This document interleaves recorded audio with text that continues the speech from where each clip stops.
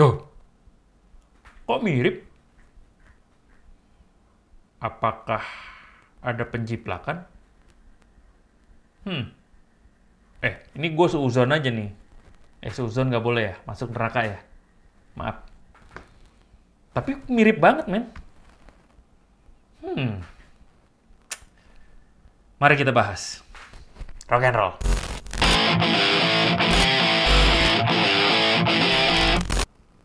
Jaga jarak. What's up, rock and roll? PSBB di rumah aja. Bikin konten, ngopi, sama browsing yang cantik-cantik di Instagram.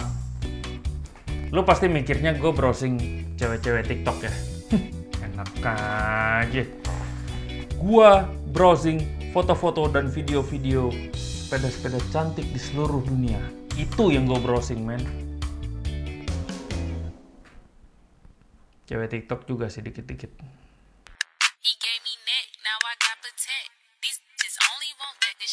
Anyway, gue adalah penggemar bike porn, pornografi sepeda. Gue senang sekali menikmati foto-foto dan video-video sepeda cantik yang ada di seluruh dunia. Berdasarkan itu, gue jadi punya ide untuk bikin segmen baru nih, yaitu tinjauan desain mountain bike. Nah, berawal dari tahun 2017 lalu kan si Polygon launching Square One EX9 ya, kalau nggak salah ya. Sepeda enduro yang bentuknya kotak-kotak trapesium aneh gitu kan. Wedan, kata gue, keren begini. Wah gila, Polygon ngedesain secanggih ini gitu loh. Lalu pas lagi browsing-browsing, tiba-tiba gue nemu ini. The idea isn't new, just never been done before. A bike that will redefine your mountain bike experience and you'll never want to ride another bike again. Bingung nggak lo? Marin ngeluarin juga. Marin Wolfridge namanya. Plek ketiplek, prinsip desain yang sama. Prinsip bentuk yang sama. Gini, perbedaan adalah di Polygon top tube-nya nekuk, di Marin lurus. Dudukan buat rear shock di Polygon itu nempel di top tube. Kalau di Marin nempel di down tube.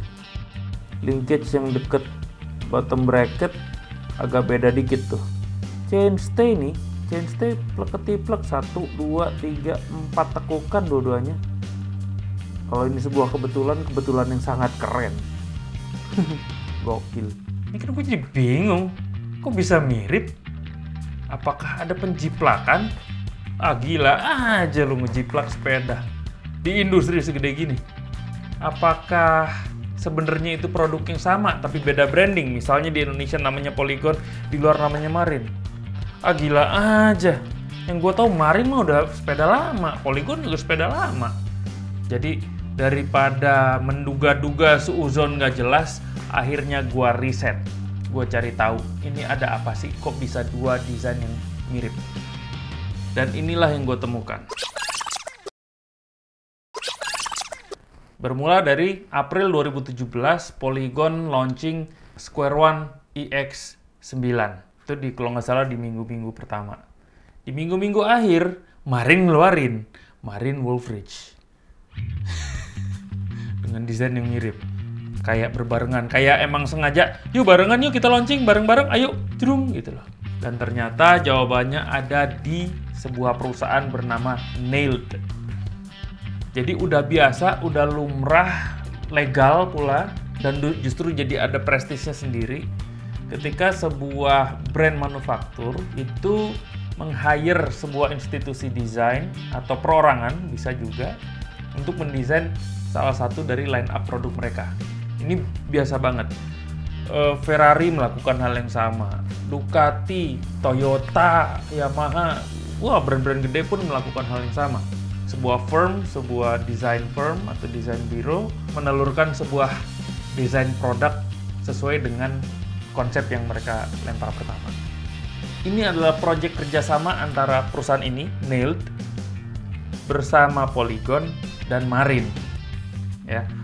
Ngomong-ngomong, siapa sih Nailed ini? Nailed ini adalah perusahaan yang dibangun oleh seorang bike suspension designer namanya Daryl Voss. Ini orang gila sih, ini orang nerd, insinyur suspensi sepeda.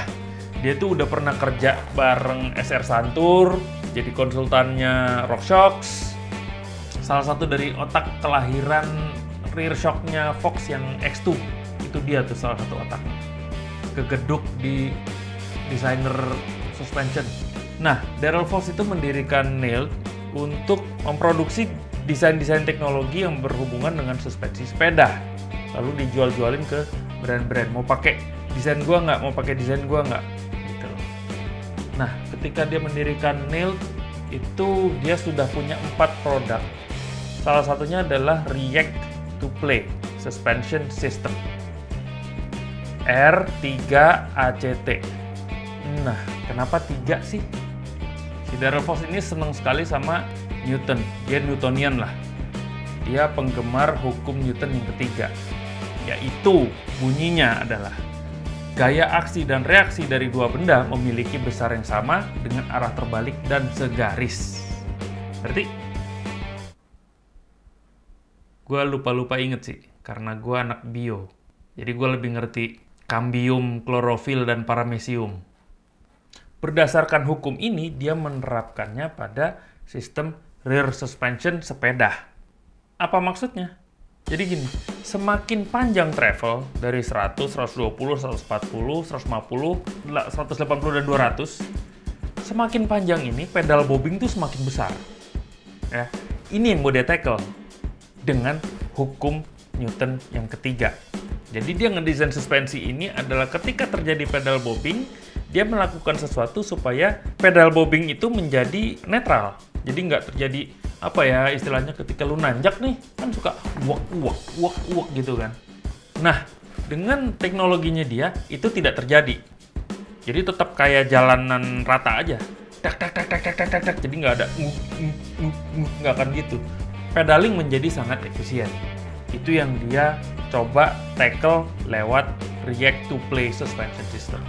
Berikut juga sengaja dia ngedesain chainstay-nya naik gitu ke atas. Dia nggak punya seat stay, dia hanya punya chainstay. Tapi itu juga ke atas. Dia kasih namanya monostay, kayak monoshock di motocross deh, atau di Yamaha Scorpio itu kan monocross tuh.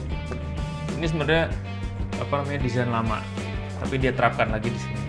Dan si monostay itu berada dari atas rantai, sehingga nggak ada chain slap, nggak ada klek gitu, si rantai itu nggak ada. Dengan chainstay seperti itu, kalau pakai aluminium atau pakai titanium, jatuhnya akan berat, akan mahal, dan apalagi aluminium ya, tensionnya akan sangat besar sehingga nggak akan kuat deh. Dia cuma single doang, cuma monostay gitu. So dia pakai carbon fiber. Emang di challenge gitu, material itu nggak cuma sekedar prestis doang pakai karbon gitu, tapi memang di challenge dari bentuknya emang hanya bisa dihandle oleh carbon fiber. Alhasil itu sepeda jadi sangat enteng, sangat kuat, ini karena carbon fiber. Secara pedaling sangat efisien, dan karena dia di atas chainstay nggak berisik. Gila sih. Ideal banget. Jadi secara desain dia menyelesaikan banyak masalah dalam satu kali pukul gitu loh. Canggih. Dan inilah barang dagangan dia, desain teknologi untuk suspension system sepeda. Panjang ya. Dia juga ngomong gini, let's face it, most riders are out there to have fun, and they can only afford one bike. If it pedals efficiently, what is the downside to having more travel? Gitu. Jadi dia mau membongkar klasifikasi sepeda berdasarkan panjang travel dengan ini, dengan teknologi dia. Jadi udahlah, lu nggak perlu, udah pakai 180, lu mau pakai itu sebagai XC, mau pakai itu sebagai DH, nggak ada masalah. Dia mau membongkar itu. Dan untuk project pertamanya Nail justru bersama Polygon dan Marin. Dua brand ini yang emang tertarik karena punya konsep yang sama, yaitu gimana caranya rider gua have fun. Poinnya itu tuh, mau yang gue tahu dari Polygon ya, gimana caranya rider gua have fun. Cuma dengan satu sepeda semua masalah selesai. Marin pun punya konsep yang kira-kira mirip, tapi mungkin dari angle yang lain. Bersama Nail, cocok nih. Krep. Mereka kerjasama, satu ngedesain dengan spek seperti itu, satu lagi ngedesain dengan spek seperti itu, launching. April 2017 Polygon launching, April 2017 juga Marin launching. Gue curiga nih Marin ini ada kerjasama nih sama Polygon nih. Keren. Nah, sekarang ketahuan kan, kenapa desainnya mirip? Karena sumbernya sama. Tentunya ada perbedaan-perbedaan di sini-situ antara dua brand ini, perbedaan desain ya. Karena mereka kan pasti akan nyocokin sama market brand masing-masing. Jadi, suuzon saya terbantahkan.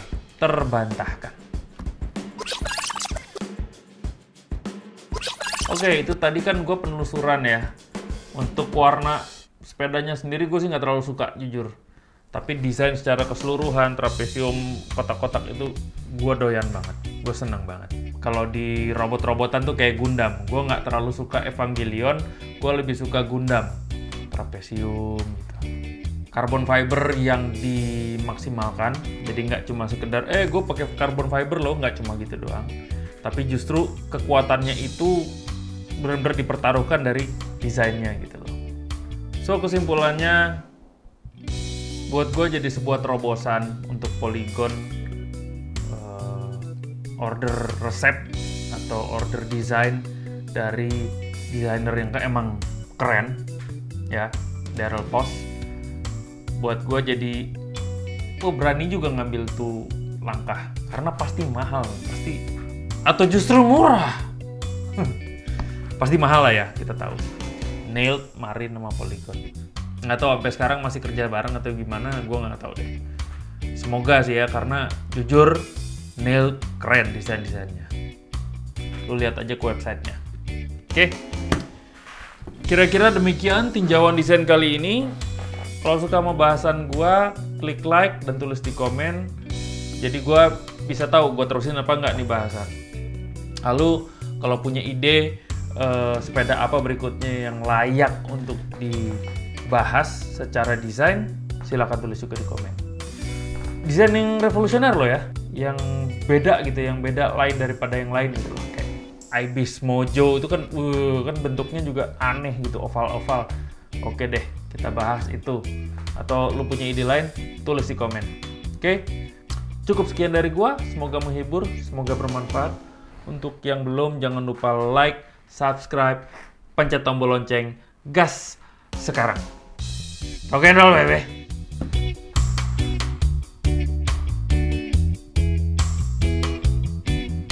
Loh, kok mirip?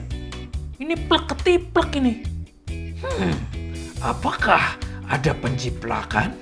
Atau sebenarnya ini adalah produk yang sama dengan branding yang berbeda? Pemirsa, mari kita cari tahu. Rock and roll.